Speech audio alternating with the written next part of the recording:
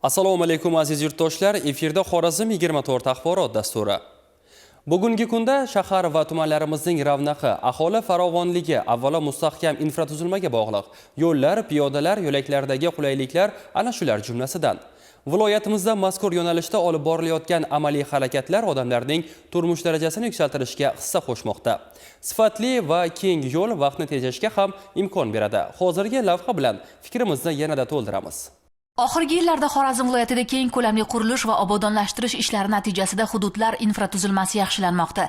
Yangi yo'llar barpo bo'lyapti, mavjudlari ta'mirlanyapti, piyodalar yo'laklari barpo etilib, aholining xavfsiz harakatlanishiga ahamiyat qaratilmoqda. Kanalizatsiya tizimlarining yangilanishi tozalik va ekologik xavfsizlikning eng muhim kafolatidir. Ayni kunlarda Urganch shahrida O'zbekiston Respublikasi Vazirlar Mahkamasining 2020-yil 14-apreldagi Yevropa tiklanish va taraqqiyot banki ishtirokida Xorazm viloyatining kanalizatsiya tizimini rekonstruksiya qilish va qurilish loyihasini amalga oshirish chora-tadbirlari to'g'risidagi qaroriga asosan Yevropa tiklanish va taraqqiyot banki kredit mablag'lari hisobidan Xorazm viloyatining kanalizatsiya tizimini rekonstruksiya qilish va qurish loyihasi doirasida Urganch shahrida oqova va suv tarmoqlarini bunyod etish ishlari olib borilyapti.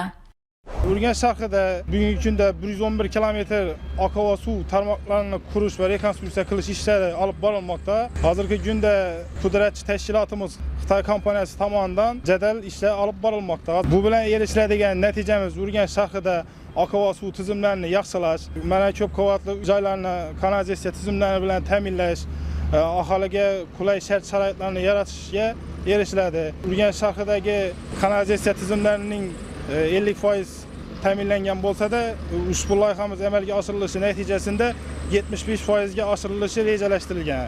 Shuningdek, bu yerda Urganch shahri va Urganch tumanini bog'lovchi asosiy yo'l ta'mirlanib, yo'lning ikki tomonida piyodalar va velosiped yo'lakchalari qurilyapti. Aholiga qulaylik yaratish hamda harakat xavfsizligini ta'minlash maqsadida umumiy foydalanuvdagi davlat ahamiyatini ega D219 Urganch shahar aylanma avtomobil yo'lini 8,5 kilometr, ya'ni 2,5 kilometr qismida ta'minlash ishlari davom qilmoqda. Urganch shahar bilan Urganch tuman markazini bog'lovchi 90/019B, ya'ni Urganch shahar bilan Urganch tumanini bog'lovchi mahalliy ahamiyatdagi avtomobil yo'limizdan ta'minlash ishlari amalga oshirilmoqda. Ta'minlash ishlari dasturida asosan shu yangidan qoplama yotqizish hamda tungi chiroqlar o'rnatish ishlari amalga oshiriladi. Avtomobil yo'llari bosh boshqarmasiga qarashli tizim korxonalari, ish xodimlari va texnikalar shu ikki smenali ishlarni olib borib turibdilar. Obyektimizni shu dekabr oyi oxirigacha foydalanishga topshirib, shu aholiga qulaylik yaratish maqsadimiz bor. Asosan ushbu yo'ldan tumanlardan kirib kelib shaharga o'tib ketishda harakatlanadigan avtomashinalarga sharoitlar yaratilib, yo'lning o'tkazuvchanligi oshishiga erishiladi. Hududda yaqin kunlarda quyosh panelida ishlovchi tungi yoritish chiroqlari o'rnatish, ko'kalamzorlashtirish ishlari amalga oshirilib, talabga javob beruvchi avtomobil yo'liga aylanishiga erishiladi.